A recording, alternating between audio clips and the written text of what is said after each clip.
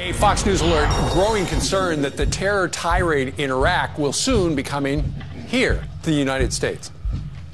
The seeds of 9/11s are being planted all over Iraq and Syria. You don't have to believe me. This is what they're telling you they're going to do. I am concerned, and I think all Americans should be concerned. I guarantee you this is a problem that we will have to face. And we're either going to face it in New York City or we're going to face it here. Well, that is pretty scary. With more on the threat, Peter Johnson Jr. joins us live. Yeah, good morning, Steve. And I think all we have to do is look at the words of Colonel Kenneth King, who's the former commander at Camp Bucca prison in Iraq. Let's see his experience. And that's the fear coming to a city, including New York, as a result of what they're doing. It's important to understand who al-Baghdadi is. He's got a PhD in Islamic studies from Baghdad University. He's considered one of the most brutal leaders in the world now. His nickname is the Invisible Sheikh. He was detained at Camp Bucca, as you know, and then pushed out of al-Qaeda in 2013. And now we know that there's a $10 million bounty for his death or capture. Eerily similar and perceived by many of the al-Qaeda and former al-Qaeda forces, including the people at ISIS, as the logical successor to Osama bin Laden. And a lot of foreign policy experts are saying that the similarities are too eerie and too disturbing in terms of the way that Afghanistan was going in the 1990s to the way that Iraq is now proceeding in 2014. We only have to look at the radio address that al-Baghdadi gave last January. This is disturbing. He said, "Our last message is to the Americans. Soon we will be in direct confrontation, and the sons of Islam have prepared for such a day. So watch, for we are with you watching." It's all scary about this. So that's the guy who's running ISIS right now. This is the same guy we had in prison, and now and let him loose. And released, and allegedly made a threat at the time that he left Camp Bucca. Then we need to be on the defensive and the offensive to ensure safety in our cities. It's a continuing battle in this war on terror. We are also learning more about the leader of this terror group, a man described as the new bin Laden, the heir to bin Laden. It turns out he had been in U.S. custody until 2009 over in Iraq, when he was then handed over to the Iraqi government as part of our troop drawdown. And then he was released. Now he has led this effort to create an Islamic caliphate, a nation state ruled by harsh, radical Islamic law, and dedicated to killing, quote, non-believers and spreading its power as far as it can. Ken King is the former commander of the prison where that man was held until his release in 2009. Ken, thank you so much for being here. The most disgusting, vile terror group we've seen in recent history. Well, Jeff, the group's mysterious leader is a man known as Abu Bakr al-Baghdadi. He is so elusive that we only have a couple of grainy photographs of him. But al-Baghdadi now commands several thousand men in Iraq and Syria, where he's trying to set up a state based on Islamic law. Al-Baghdadi is so feared that some people have dubbed him the new Osama bin Laden, and the US government has placed a $10 million bounty on his head. And here we go again. Every few years, the US government props up a new boogeyman for the masses to fear. And so the latest corporate mainstream media, terrorist propaganda, deception is in full swing. And this time it is in the form of a group called ISIS, which of course has deep occult meaning. What we are seeing here is another psychological operation being thrust on the masses to instill fear and tug at the heartstrings of every individual still stuck in the corporate, elite, government-owned mainstream media paradigm. As we have seen in the past, the shadow government, elite, and mainstream media is able to propagate blatant lies and propaganda in order to create a fictional villain and enemy of America in order to achieve their New World Order agenda. Time and time again, over the past decade, the so-called terrorist group known as Al-Qaeda has been proven to be a creation of the CIA and continues to this day to be operated by the same forces. They have proven to be nothing but fictional boogeymen, along with Osama bin Laden, aka CIA asset Tim Osman. Among researchers and activists over the years, it is common knowledge that the bin Laden death was a hoax. The mere fact that the US government has never provided any evidence whatsoever proving his death should speak volumes as to the legitimacy of the Great War on Terror and the idea of terrorists in general, and also 9/11. Bin Laden and Al-Qaeda is a fictional villain in the game of war by deception, and so is this new group called ISIS, and its leader, Abu Bakr al-Baghdadi. This so-called extremist group will likely be the scapegoat in the future false flag operation that will lead to another war. As we can see, the next 9/11 false flag fear-mongering is in full swing, and the usual culprits pushing this fear campaign is present as well.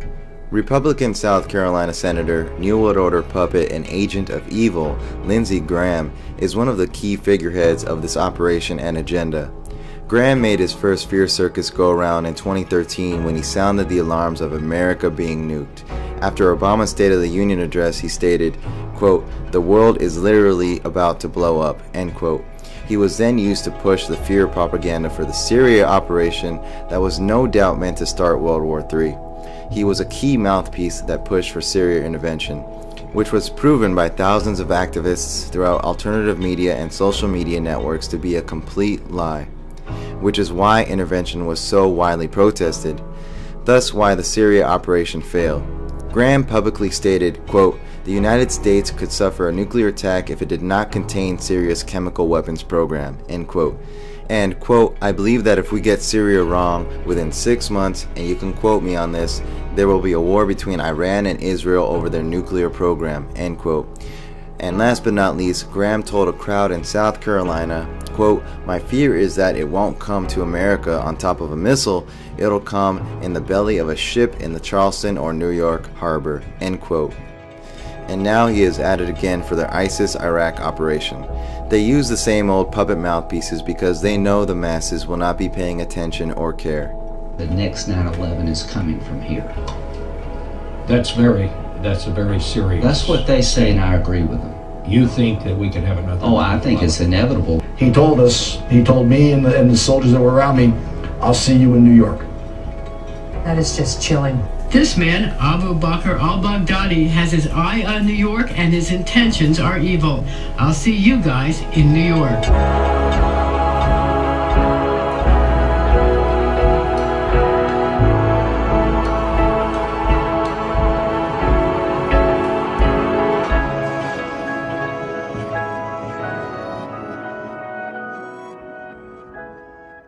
Yes, the fear-mongering, mind control, corporate mainstream media, this is how they do it. CNN, of course, terrifying execution images in Iraq, terrifying terror, terrorists. See, these are the same old words. They use certain trigger words to evoke certain emotions from you regarding, anything relating to terrorism, evoking the 9/11 trauma. And that's what 9/11 was, a trauma-based mind control event. Now they can control the minds of the masses since that event, from that event, moving forward until they reach their goal. They can literally control your mind and play you like a fiddle with every event and every story that they put out using certain words. And this is how mass mind control works, through words that trigger fear. And this is how it's done. As you see here, since ISIS came about, this is what they are doing. Yes, viewer discretion is advised. So you see, these are the tactics of the media and how the government and elite use the media to usher in their New World Order agenda through these false flags, through these psychological operations. And remember, under the 2012 NDAA, and I covered this already, but propaganda, aka lying, aka bullshitting the public, is legal. It is in fact legal under the 2012 NDAA to lie to the masses, to basically execute psychological operations on the masses. And it is legal. There's not a damn thing we can do about it. We can't prosecute the media. We can't do a damn thing because it is legal under 2012 NDAA. And again, remember the occult significance of the word Isis. It's an Egyptian goddess and deity that is a favorite of the occult mysteries and secret societies that run this planet. So it's no coincidence here, this terrorist so-called extremist group called ISIS. And what do we have here? Is it also merely a coincidence, merely coincidental, that there's a contractor, U.S. government, called ISIS? Yes, no coincidence, I'm sure. ISIS provides worldwide security, intelligence, technology, and training to government and private enterprises. Our Washington, D.C. office is located in Ronald Reagan Building. We are dedicated to supporting our national defense and security departments, as well as government contractors and private business, with mission and critical services performed by highly skilled experts in their fields. Interesting. U.S. Armed Forces, U.S. government, and prime contractors on the ground in such strategic environments as the Middle East. See our locations map at the bottom. Multinational forces, Iraq, theater-wide security services. Interesting choice word. Theater-wide.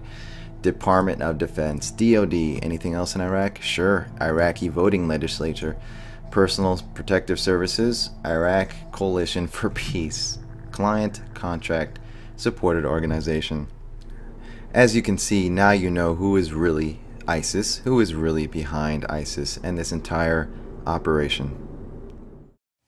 A steady buildup of particular stories that have a subliminal resonance with September 11, 2001.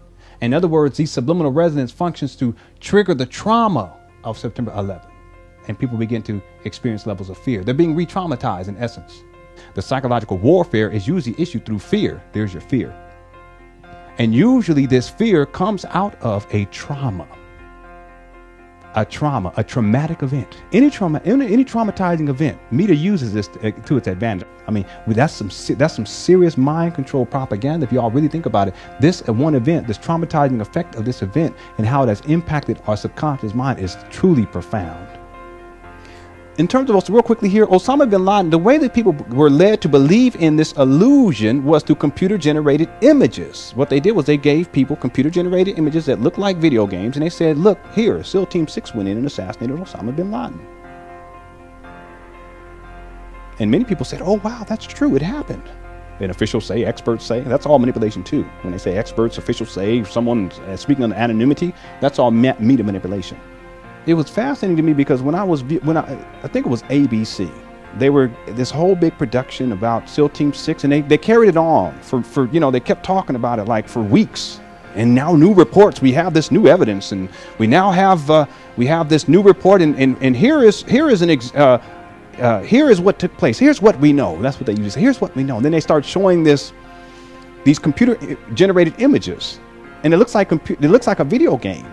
And they show this, these group of SEALs, but it's really just a video game. It's virtual reality, and they go through and they're fighting in this, the first floor. They go up the stairs, they shoot Osama bin Laden's son, and they have, it's just all computer-generated images, and they're talking as if this is an actual evidence and proof that this actually took place. So y'all notice everything we hear around September 11th, since September 11, 2001, we started to hear stories about terrorism. Nothing ever happens though, right? We've heard a new terror plot from Al-Qaeda. We heard about this from the treasure trove of information that we got from Osama bin Laden. Y'all remember that? That's foolishness. We got a treasure trove of information, and we have an idea that there's going to be a terror attack. And it's been going on for the last 11 years. Does anything ever happen? No. Why issue that programming then? That's the question. It's just programming. It's triggering the trauma of September 11, 2001. So this date is important because it ties Osama bin Laden to September 11. When people say September 11, or when they say Osama bin Laden, there's a subliminal association that's made between the two. Because Osama bin Laden is said to be the mastermind, supposedly, of these terrorist attacks. There's 4 things I have to say before I move on. 4 points. There's 4 stages to this. Number 1, trauma. So in the case of my grandmother being killed by a drunk driver, that's the trauma. Out of the trauma comes forth fear. Out of the fear comes forth the externalization of power. And out of the externalization of power comes control. Y'all got that? Let's superimpose September 11, 2001. Same process applies. You ever have that feeling where you're not sure if you're awake or still dreaming? I know exactly what you mean.